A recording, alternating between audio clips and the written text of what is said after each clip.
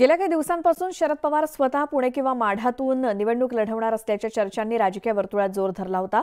अशातच आता स्वतः शरद पवारांनी या चर्चांना पूर्णविराम दिलाय।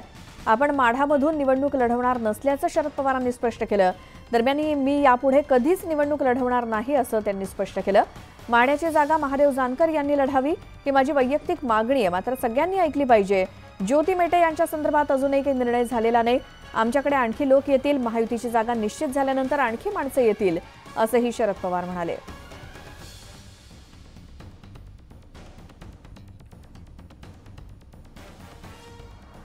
शरद पवार आज बारामतीमध्ये पत्रकारांशी बोलत होते आणि यावेळी त्यांनी अरविंद केजरीवाल यांच्या मुद्द्यासोबतच लोकसभा निवडणुकीच्या जागा वाटपासंदर्भात सुद्धा भाष्य केलं।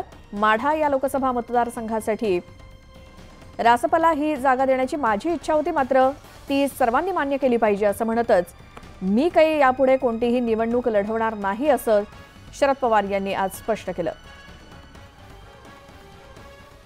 तुम्ही माढ्यामधून लढला होता शेवटचा, मी असं कुठे लढणार नाही, मी केलं उभं राहणार नाही। तुम्ही माढ्यामधून लढला होता शेवटचा, मी असं कुठे लढणार नाही, मी केलं उभं राहणार नाही। मान्य नाही केलं, आमच्या इच्छितो, माझी इच्छा आहे, पण सगळ्यांचीच असली पाहिजे।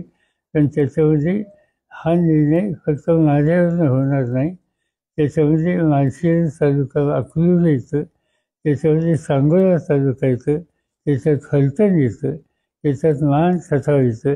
या सगळ्या लोकांना विश्वासात घेऊन त्याचा निर्णय आम्ही घेणार आहोत। आमची चर्चा चालू आहे। ते किती जागा लढवत आहेत, 1 लढवत आहेत का 2 लढवत आहेत। आता बातमी मुंबईच्या फेफारला 2 जागेची आहे, त्यामुळे 1-2 जागे असं काही त्याचं काय परिणाम होणार नाही।